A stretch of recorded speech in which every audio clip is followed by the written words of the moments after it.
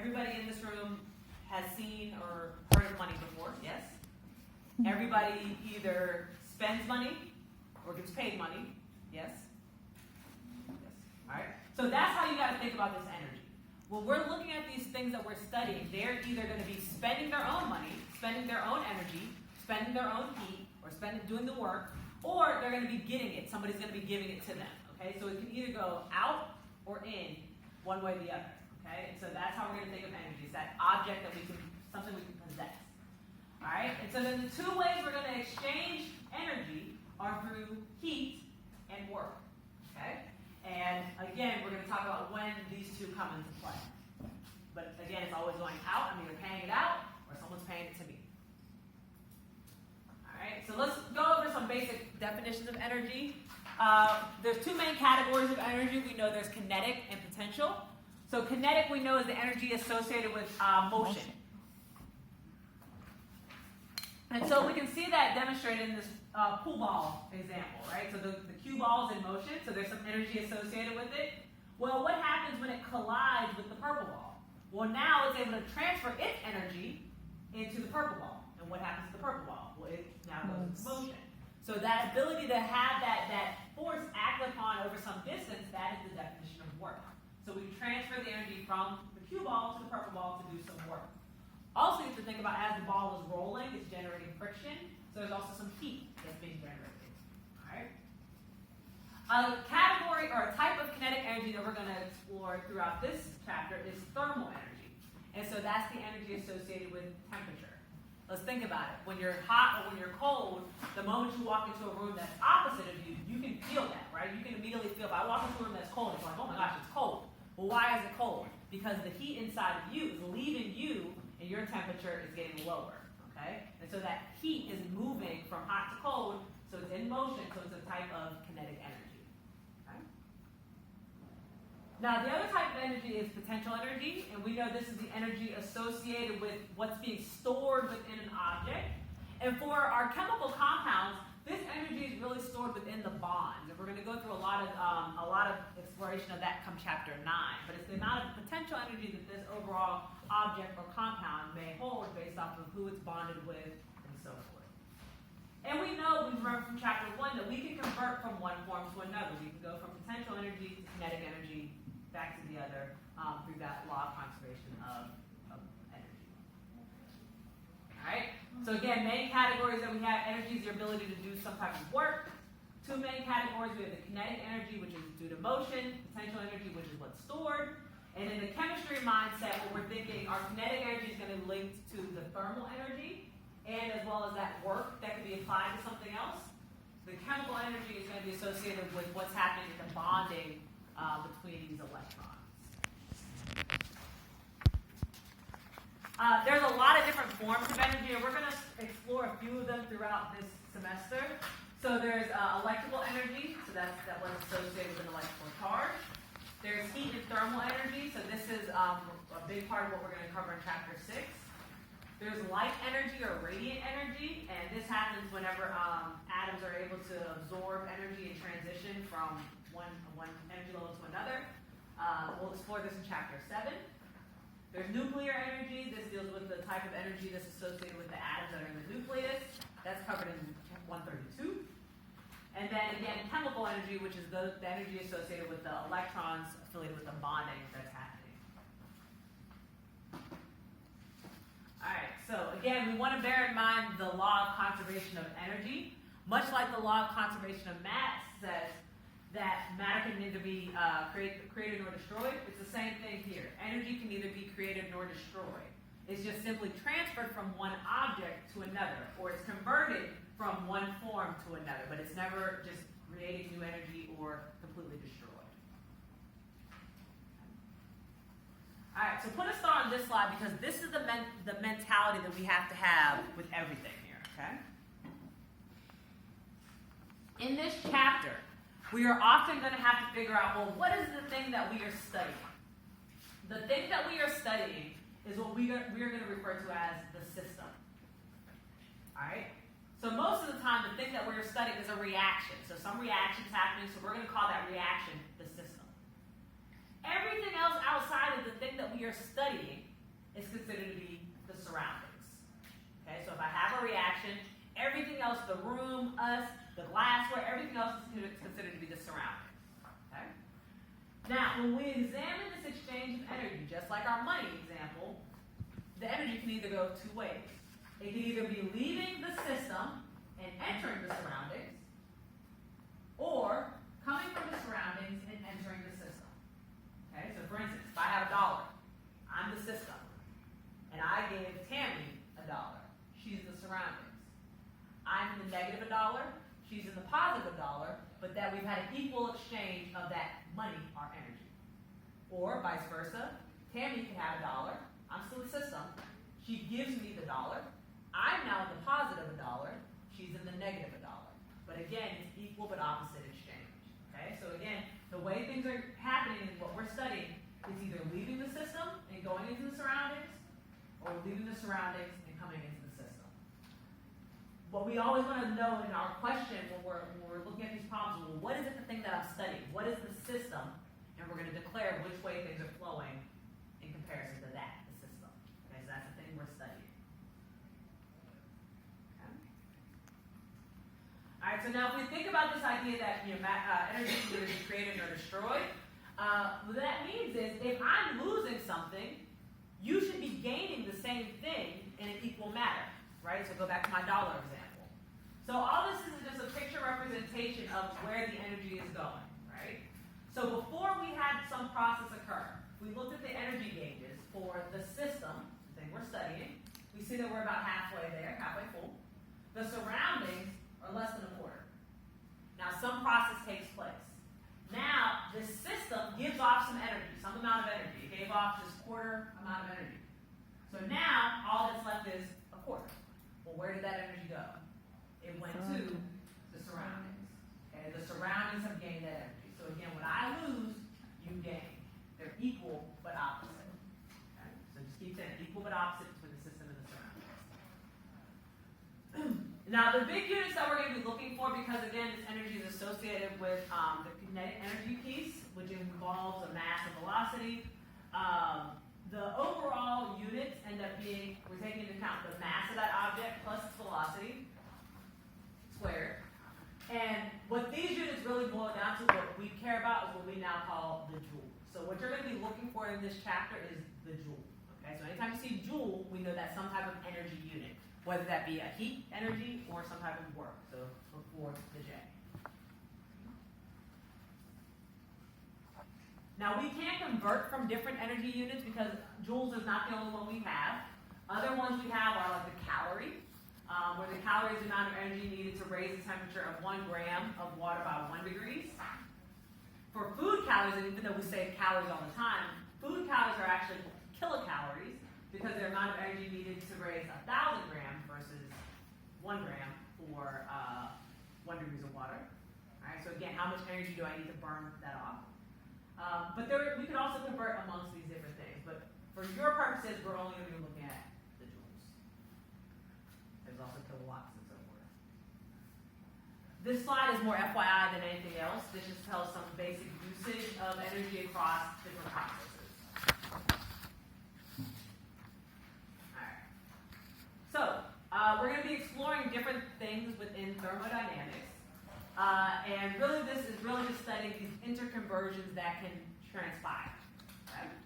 Now, the first law of thermodynamics is the fact that we are going to be observing the law of conservation of energy. So again, energy can neither be created nor destroyed. So if that's the case, that means the total amount of energy in the universe is constant. Okay? It's already been set by some higher being. Okay? Well, what does that mean for us in the grand scheme? Why hasn't anybody been able to come up with a car that doesn't require gas or electricity?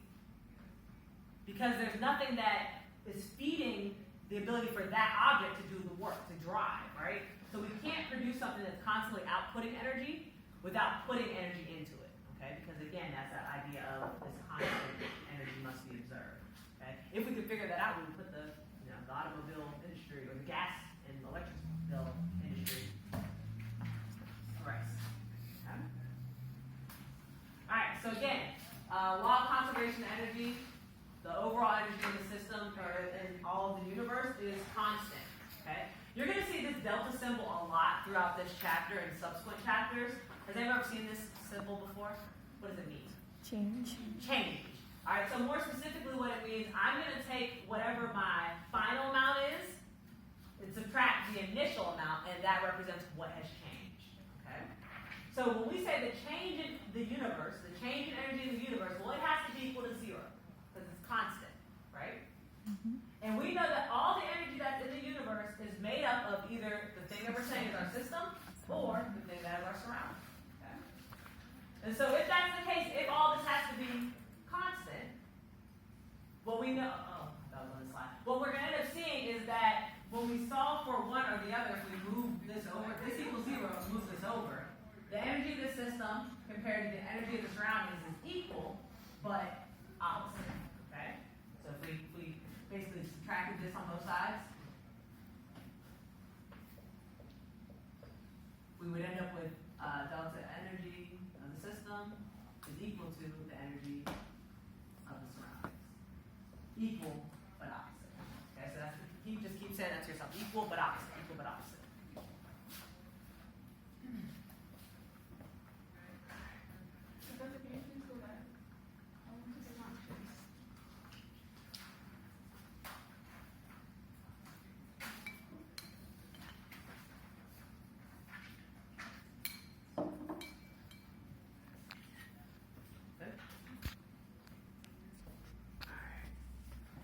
So the energy that we're going to be looking at, our capital E in this chapter, that's what's going to be called the internal energy. And again, the internal energy is accounting for all the kinetic energy, all the potential energy associated with the system. Okay? So anytime we see capital E,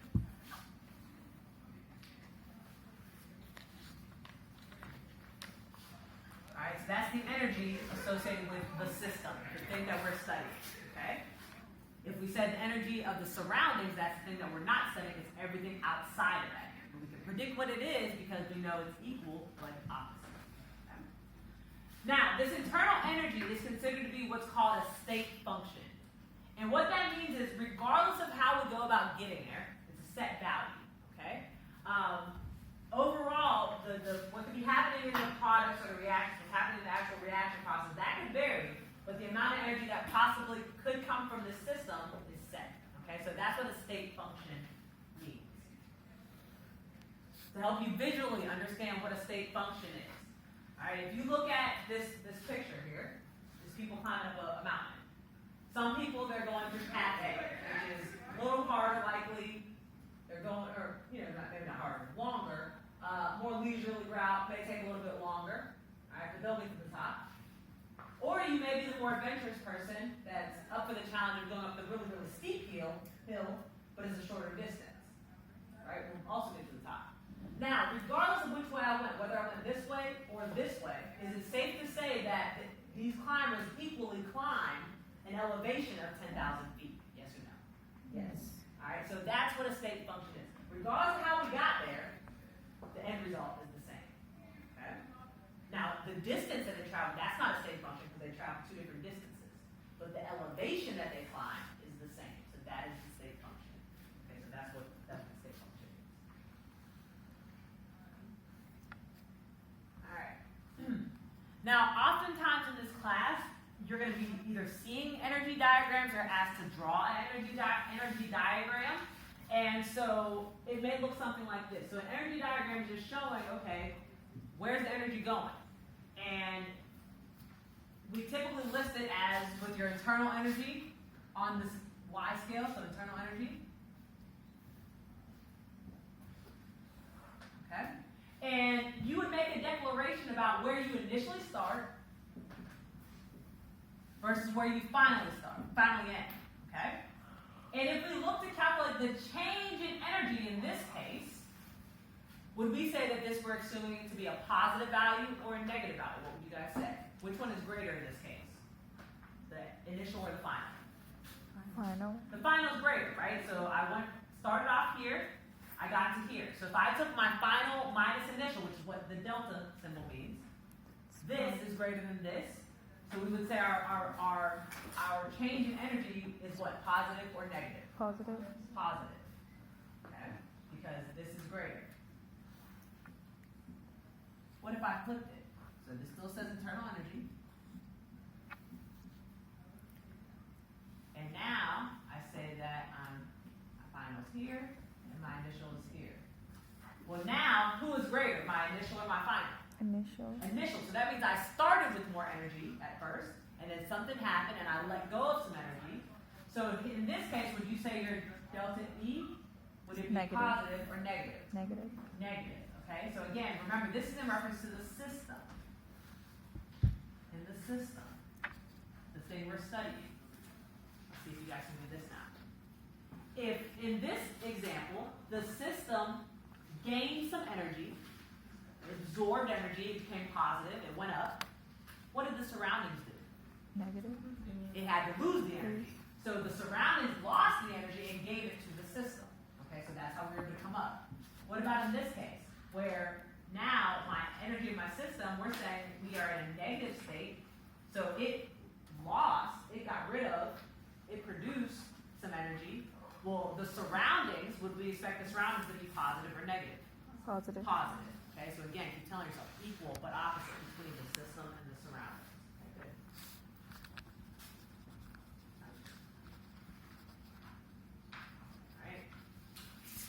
good. Alright, so yes, so when we think about energy flow, it's which way is it going and what's happening. Remembering to ourselves that the overall energy in the universe is constant and that the process is going to be equal but opposite. So if we say that the system is losing some energy, that means the surrounding is gaining that same amount of energy. Okay? Equal but opposite. Okay? So again, equal but opposite. Now if we say that the system is gaining energy, it's absorbing the energy, then that means that the surroundings had to lose that energy. It got rid of it and gave it to me. Or if we think of my dollar example, it lost a dollar, I gained a dollar. Okay? So it's all about who is doing what. But again, this is equal but opposite. Alright, so let's put this in terms of a chemical reaction. Okay, think about how a chemical reaction may look. We can see here an energy diagram for some compounds. Carbon dioxide starting here, carbon and oxygen up here. Okay? Now, if we had a reaction that was occurring in which we said that the reactants are carbon and oxygen, and my products are CO2, who are considered my initial states, if you will? CNO. So this is my initial. And that means that my products, these are my final. Okay? So as this reaction took place, what happened? Did we gain energy or did we lose energy? What would the delta E be for this situation? Alright, so in this case, my final is less than my initial, so I'm expecting that means I had to lose. So this would be a negative reaction. Okay? So that means that the system produced out, it let go of some energy. Okay? Now what if we swapped it and we said that, well, my carbon dioxide is my reactant and these are my products. Well, how does that change? Now this would become my Initial. This would become my initial. Okay, under these circumstances, everyone see? This would become my final. So now, in this case, the delta E for this reaction would be positive or negative? It's Positive. going to be positive. Okay, so as I reverse reactions, I can change, again, that flow of energy. Okay? So we'll talk about what we would expect to see in a lab if that happens. All right, so again, equal but opposite, equal but opposite. All right, good. So we're either releasing energy in that first situation or we are absorbing energy. So look for keywords like that when you read problems. Words like absorb means that it's coming into the system. Words like released means it's leaving the system. Okay? So negative value for release, positive value for absorb. Okay. All right. So as we mentioned before, energy is going to be exchanged in two forms, through heat and work. Again, the symbols that we're going to be using are Q for the heat, work for, or W for work. All of these will be in joule units. Okay. Put a star on this equation here. This is going to be an equation we're going to be using, and you will be provided on the exam.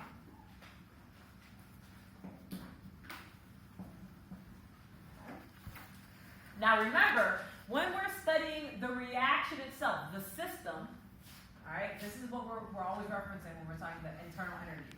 Okay, so the internal energy of the system is equal to the work plus the heat plus the work. Now this is where things get not tricky, but you have to pay attention in the problem what is being said.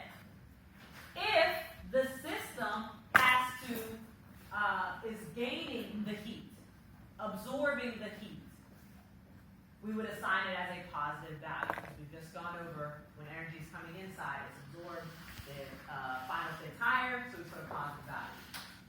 If the system is releasing the heat, we assign that number as a negative value.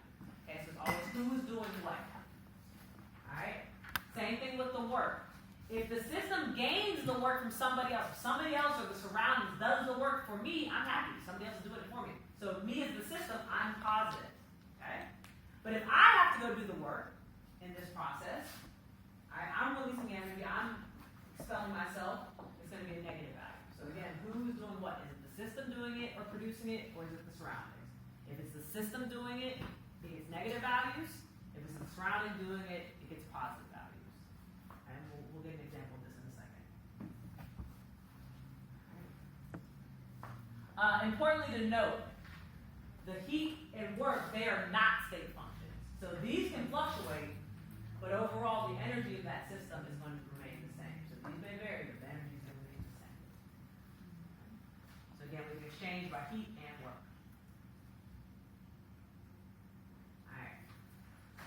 So this next little thing is again just a hypothetical example to help you to put into, tangibly understand the heat and work concept. Okay? So we have this pool table. And this cue ball has 5.0 joules of heat. Okay? Or energy, excuse me. Now, I hit it, and it's in motion. Now, as it's in motion, well, what's happening? Well, it's rolling. Rolling creates heat, friction. And so I'm going to lose some heat to the table. So the system, the thing that we're studying, has lost this heat. Would it be a positive or negative value? Negative, because the system created that heat, it lost it. It also, the system bangs into the purple ball, and it causes the purple ball to go into motion.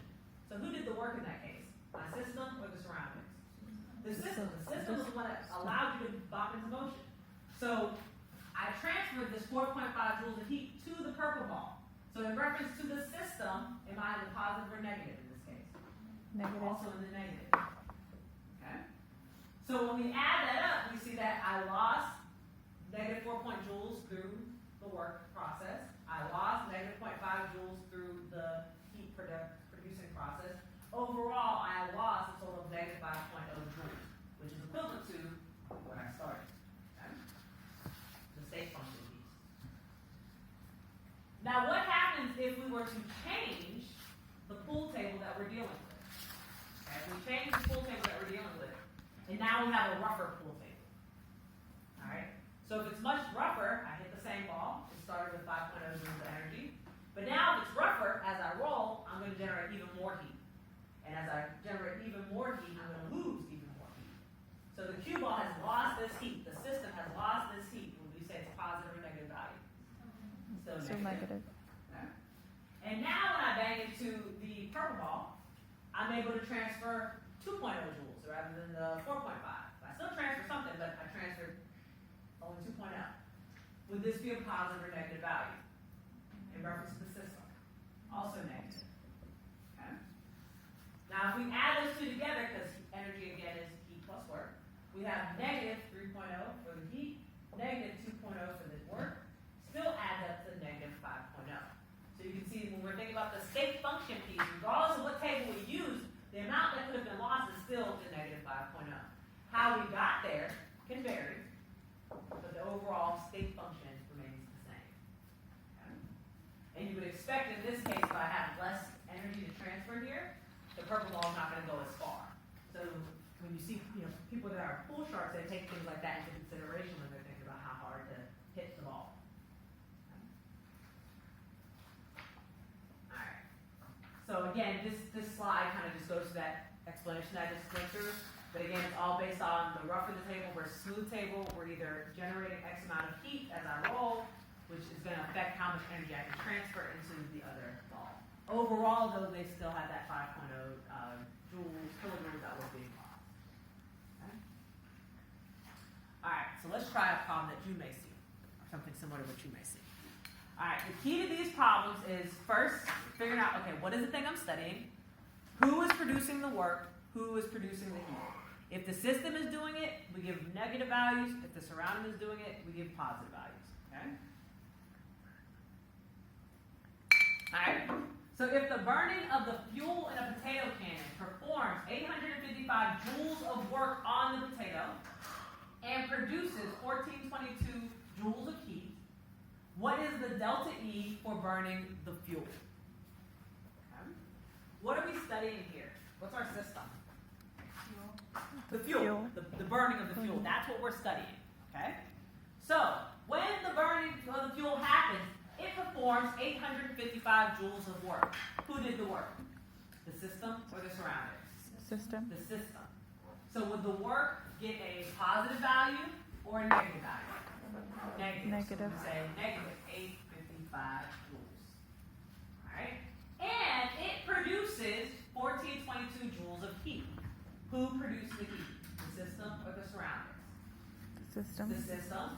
So for the heat, the Q, would we give it a positive or negative value? Still negative. Alright, remind me again, who produced the heat? System. The system. So if the system produced the heat, I produced the heat, I produced it, so am I positive or negative? Negative. Okay, so if the system does it, it gets negative value. If the surrounding does it, it gets positive value. Okay? So once you've figured out, okay, who did what, we then are going to just be able to plug into our equation. The energy of the system is equal to heat plus work. And we don't just plug in the numbers that we see, we have to take into consideration should they get positive or negative value. And then we plug those in accordingly. So in this case, we would plug in negative 1422 plus negative 855 joules. Okay. Add it all together.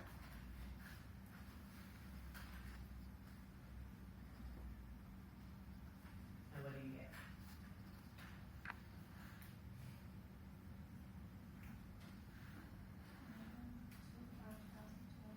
You get negative 2,277 joules. Okay? So overall, has the system lost energy or produced the energy, or has it absorbed the energy? Lost. It lost. Okay. Overall, that negative value means it output that heat and that energy overall. Good.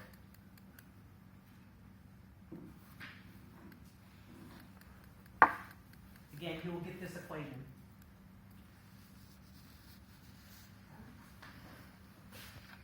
Any pictures? All good? Alright. Reacting 50 milliliters of H2 with 50 milliliters of C2H4 produces 50 milliliters of C2H6 at 1.5 atmospheres. A whole lot of information. If the reaction produces 3.1 times 10 to the second joules of heat, and the decrease in the volume requires the surroundings to do 7.6 joules of work on the gases, what is the change in internal energy of the gases? Okay. A lot going on here. First, what is it that we're studying? What's the system? The reaction. The gases, or the reaction. Yep, so the system, that's the gases, or the reaction. Okay? Alright? So, if the reaction, which is the gases, produces 3.1 times 10 to the second joules of heat, who produced the heat? The system or the surroundings? The system. The system. So should that value be positive or negative? Negative. Negative. Okay, so we'll say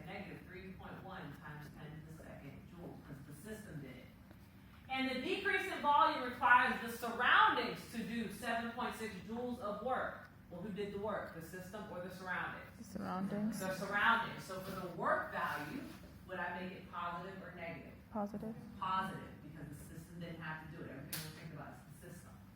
Okay? Once we've declared that, we can now plug it in. So the overall energy of the system would be equal to, again, the heat plus the work. But now we're going to be plugging in negative 3.1 times 10 to the second joules plus 7.6 joules.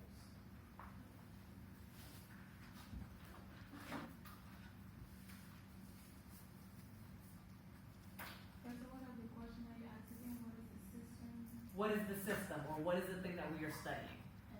And then who is doing what? Who is producing the heat? Who is doing the work? If the system is doing the work or producing the heat, it gets a negative value. If the surroundings is doing the work or producing the heat, it gets a positive value. All right, so go ahead and add that up.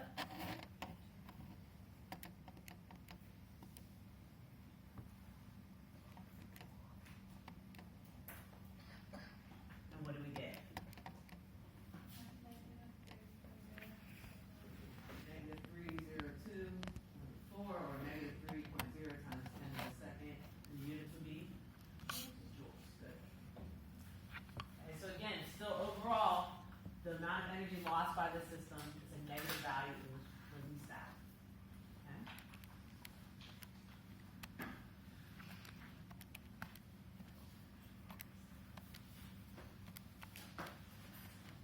Good.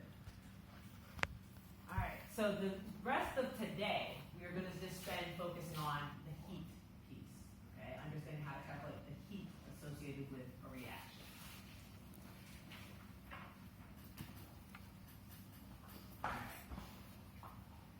So heat exchange is going to happen between the system and the surroundings, okay?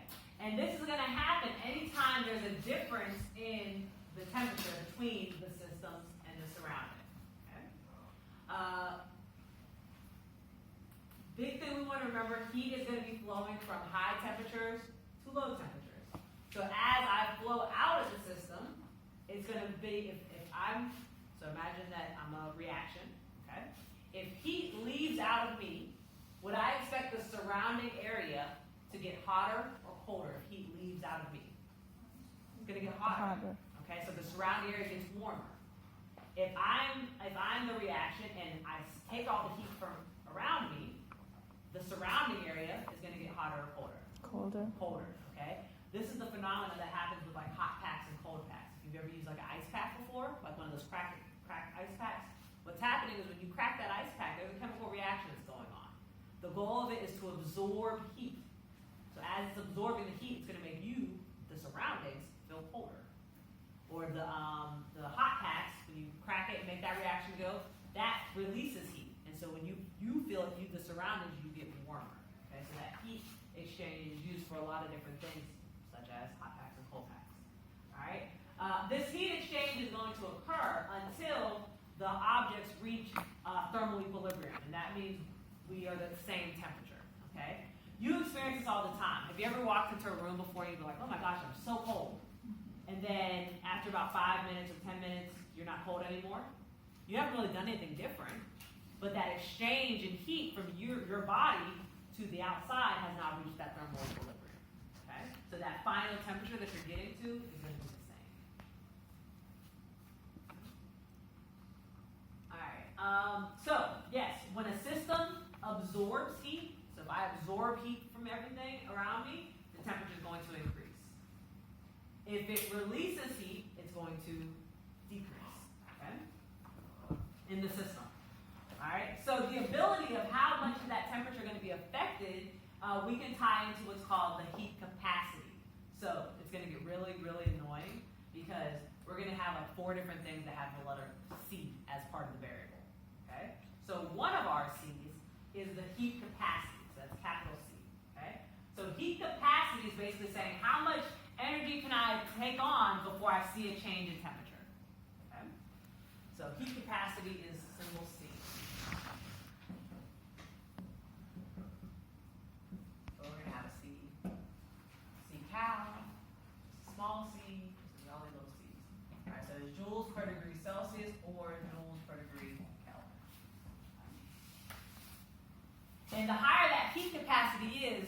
the more energy I can absorb before I see a change in the temperature. Okay.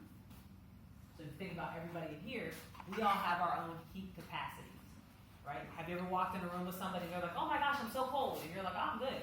Well, because the amount of air you can take on or let go is different than what somebody else can before you start to feel a change in that temperature.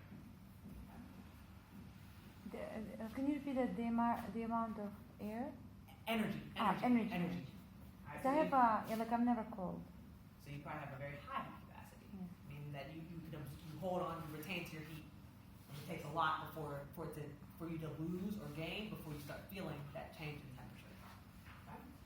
All right, so one way we can calculate our heat is through this formula, where the heat of an object is equal to the heat capacity times the change in temperature. Okay? You'll get this formula as well. So you get these. The heat capacity, remember, has units of joules per degree Celsius or joules per Kelvin. The change in temperature can either be in Celsius or Kelvin. Now, what I want you to realize with this change in temperature piece, this is kind of a side note. If I say that the temperature changed from 20 degrees Celsius to 40 degrees Celsius, what would the change in temperature be? Delta T, we would say, is 20 degrees 20 Celsius. degrees Celsius. Okay, everyone cool with that? What would the change in temperature be in Kelvin? 293. Add it to where? Here? Very good. Alright, so when we're doing the change in temperature and you're comparing like Celsius units or Kelvin units, do not add 273 to this. Okay? Because where we add the 273 is these pieces right here. We would add 273 here. Or here. Okay? Which would give us 293 and 293 and 313 respectively. The change though is still 20. Whether you're in Kelvin or Celsius, the change is still the same because you're not adding the 273 to this value, you add it to the separate temperatures. Okay, just keep that in mind. Okay. So the delta T, or even the heat capacity, you can think of it in the same. It could be either way. They're interchangeable. So then the larger the heat capacity an object is, the smaller the temperature rise will be for a given amount of heat. Okay, so as I increase the heat capacity, the change in temperature is going to be less observable because I can absorb so much heat before it's going to start shifting. All right, so there's a lot of things that can affect the heat capacity of an object. One of it is the mass of it. If I have a greater mass of something, then that's going to require greater, either for me to add more heat or less heat, depending on how that mass is changing. Okay, so the mass. Also, the object, the type of the material that we're dealing with, that can also affect the heat capacity. So different objects have their own heat capacity. So like if you think about like sand and water, has everyone ever been to a beach at some point in life, maybe? Seen some sand and water? Okay. So what happens when you're on the beach? When you're on the sand, what are you doing? You're like, oh my gosh, ha ha ha ha. You can't hardly walk. But then you get to the water and you're fine. Well, why does that happen? They're both experiencing the same sun coming down. But what happens is the heat capacity of water is so much higher than that of sand that it actually can absorb all that heat from the sun and not change its temperature. Whereas the heat capacity of the sand is so low that as that sun is beaming down, that energy is hitting it, the temperature starts to rise. Okay, so the heat capacity of the material can dictate the temperatures that you're observing or feeling. Alright, so taking into consideration factors such as the material and or the mass can affect the heat capacity, we have another way we can look at heat capacity which ties all those things in. And that is our specific heat capacity. So remember I said we get a lot of C's? Alright, so we have heat capacity, but we also have specific heat capacity. So CS.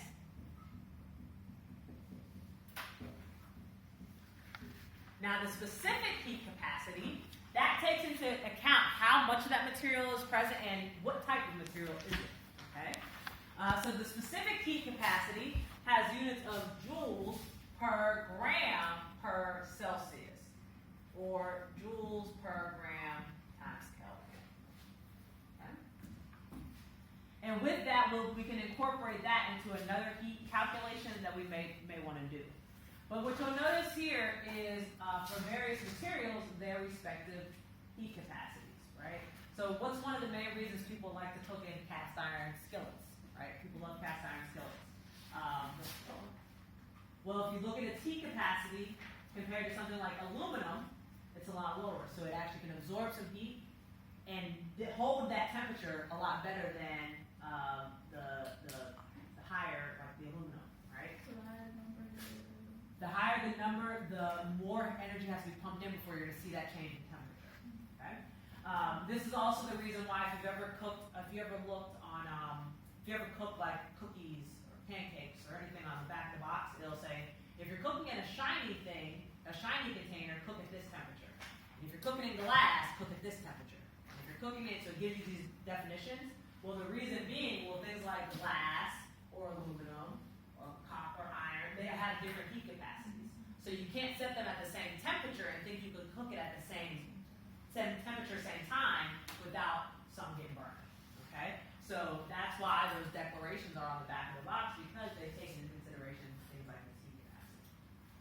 so for cast iron, since it's lower, it holds heat and then it needs less energy. I'm sorry, so cast iron, it has a low heat capacity, so it can heat up. So you'll see that change in temperature quickly. Okay? Whereas something like aluminum, you're going to need a lot more heat to get it to that same temperature. Okay? All right. So water, if you look, I don't know if you looked at water. Water, everybody else is like 0.1, in decimal. Water, look at water's heat capacity, 4.18. 4.18. Okay? So that high heat capacity, that is what allows us to live on the Earth. Okay? If we did not have as much water as we did on the Earth, the amount of energy that's coming from the sun would keep the constant temperature of the Earth at about 107 degrees, which nobody can live forever like that, right? Celsius, so 225. And so that's why we use water in like cooling our engine systems and things like that, because it has such a high heat capacity. Okay? Alright, so one other way we can calculate the heat of an object is through this heat calculation, which is taking into account what is the material that we have and how much do we have of it. So the heat could also be calculated as the mass times the specific heat times delta T. Okay, you will also get this equation. Okay. Your mass traditionally will have units of grams. Your specific heat, again, is joules per gram per Celsius or joules per gram per Kelvin. And the delta T is either in Celsius or Kelvin. Okay. And we can use this change in temperature to predict which direction is the heat going. Is it going into the system or out of the system? Yes. So do they have to be in those units for it to work? Like if the grams was in kilograms or something? Well, it really depends on what your specific heat is in. If the specific heat has units of joules, grams, Celsius, then you need the mass to be in grams. You need the temperature to be in Celsius. So match whatever the specific heat says. Does specific heat work for energy loss? Mm-hmm. So the energy loss piece is going to be captured by what happened to that temperature. If the temperature went up, then I would expect that my final compared to my initial would be a positive value. If the temperature goes down, then my final compared to my initial is going to give me a negative value, which will then give you this negative heat loss. well, I'm talking about specific heat, the amount of energy required to increase its temperature. So if you lost that same amount of energy, it would decrease. Correct. But your specific heat's not becoming a negative value though. It's just basically dictating, okay, how much possibly could my temperature change as I gain or lose this heat? Okay. Okay. We're gonna see some examples here. Okay. All right. The other thing I want to point out, remember we learned about intensive properties in chapter 1. Specific heat is an intensive property. So intensive property means we can use it for identification. Okay, if you remember that definition. All right. So let's look at this problem here. It says how much heat is absorbed by a copper penny with a mass of 3.10 grams, whose temperature rises from negative 8.0 degrees Celsius to 37 degrees Celsius. All right. So we're asked to calculate heat. The first question to say is, okay, well, I have two heat equations. Based off the information we have, which one would we want to do? This equation, the first equation, or the second equation? Sorry. This was the first. I'll do it the way we learned it. This was the first one that we learned versus the second one that we learned. All right. Second We one. want to use the second one. Why? What information do we know here? The mass. All right. So we have the mass, the grams. What else? There's a change We in can see the temperature. change in temperature. What else do we know about this? We need the specific heat, but the reason we can look this up is because we know what it is, right? We know that it is what? Copper. Copper. Okay, so we flip back to flip back to the thing. It says copper is 0.385. Okay.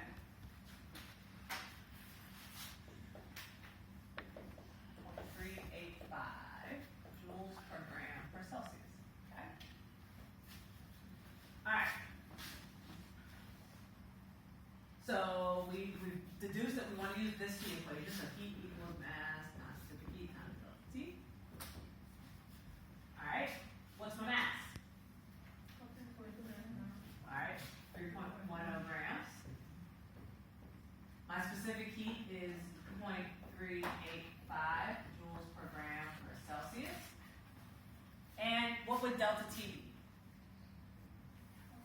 Alright, so for delta T, we're going to do, for delta T, we would take 37, because that's our final, minus our initial. When we minus a minus, what happens there? And Positive.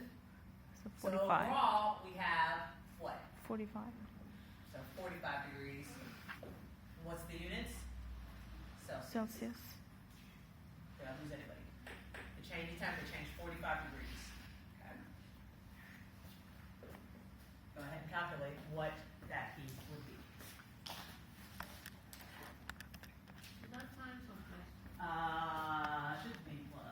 Should be times.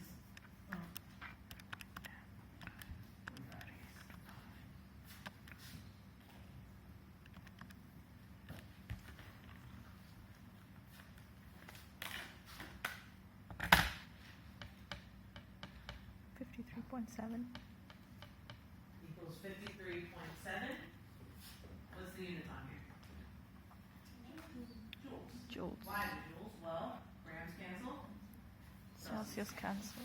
Okay, so this is why I was saying it's all dictated by whatever these units are. Okay. So we said the heat of this action, this system, is 53.7 joules. Which direction did the heat go? Did it come into the system, or did it leave the system? Based on the fact that we got a positive value out. Came It in. came into it. And does that make sense with what we see? There's a context clue that we see here. Absorbed. Absorbed. So it's saying that this heat was absorbed. So it makes sense that we're getting a positive value out. It came into the system. Came into the copper penny.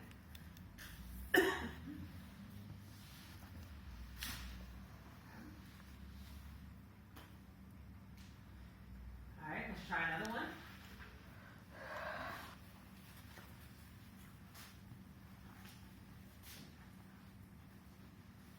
Calculate the amount of heat released when 7.4 grams of water cools from 49 degrees to 29 degrees.